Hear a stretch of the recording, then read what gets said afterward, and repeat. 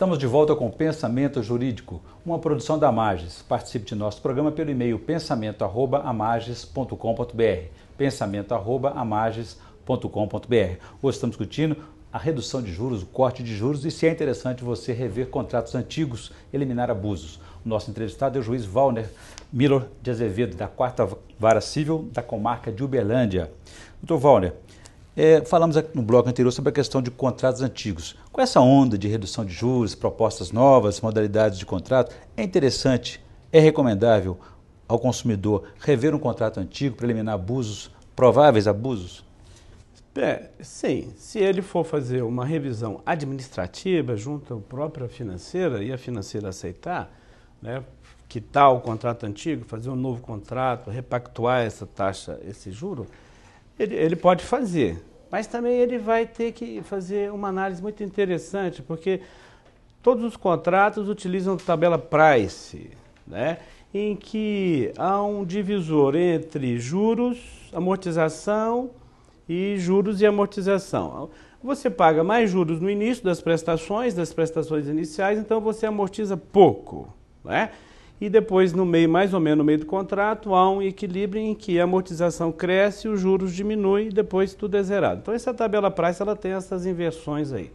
Para o consumidor, logo no início do contrato, ele quiser fazer uma revisão, é ruim para ele, administrativamente, porque ele pagou só juro e o saldo devedor não quitou pouco, diminuiu pouco. Então, ele precisa ver esse detalhe.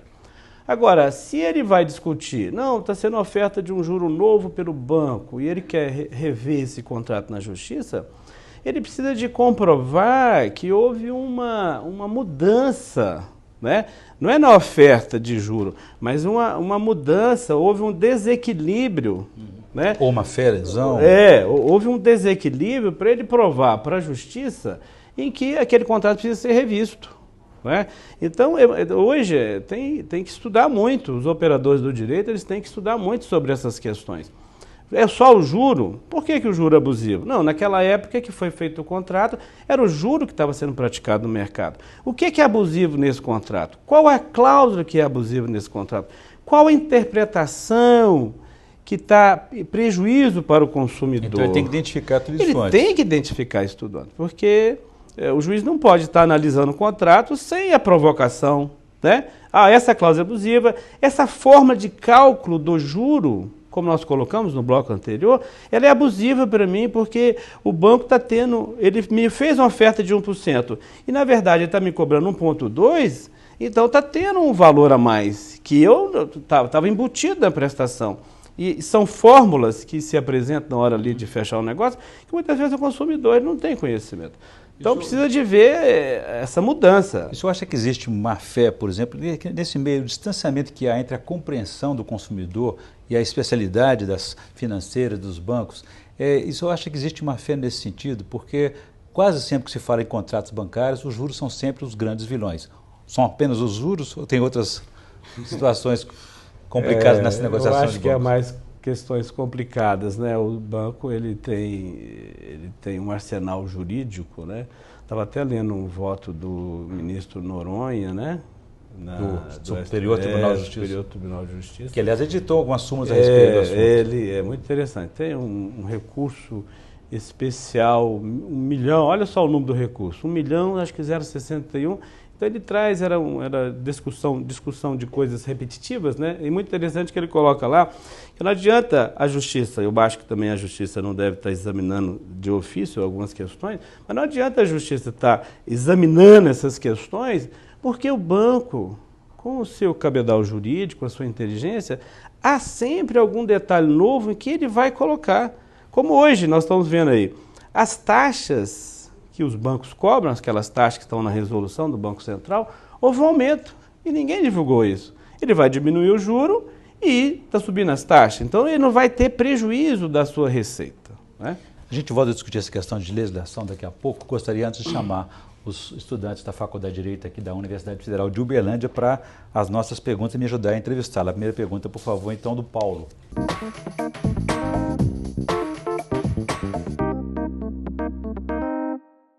O Ministério Público pode propor ação civil pública para revisão de contratos bancários com cláusulas abusivas? Eu entendo que sim, e tenho na minha vara processos em andamento proposto pelo Ministério Público que defende o consumidor aqui na cidade.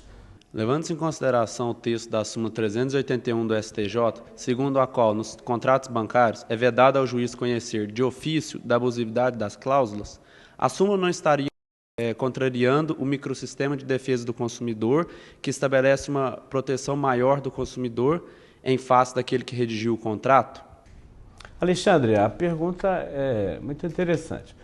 Mas o judiciário, eu entendo, né, com as devidas vênias de quem entende ao contrário, o judiciário deve se ater àquilo que é proposto para ele examinar. Como é que o juiz vai fazer uma revisão de ofício e se na petição inicial não foi colocada claramente o que é abusivo naquele contrato? Então eu acho que a súmula está correta. E o que deve ser visto aí, os operadores do direito, né, estudar essa matéria de contrato, né? O que eu tenho visto em muitas petições, há uma fraqueza de ideias. Não estou falando mal de ninguém, né? Me permita isso, mas há fraqueza de ideias sobre o que deve ser discutido, né, nessas ações revisionais, principalmente quase que falando de uma indústria de ações revisionais, né? Considerando o teor da súmula 380 do STJ, que diz que a simples propositura da ação revisional não descaracteriza a mora, qual é a medida jurídica cabível para que o autor da revisional não se constitua em mora? Luiz Fernando, também é interessante a sua pergunta. Eu vou falar da minha experiência. O que eu tenho admitido são quando o consumidor vem em juízo e ele propõe a depositar aquela parcela que ele entende que é incontroversa.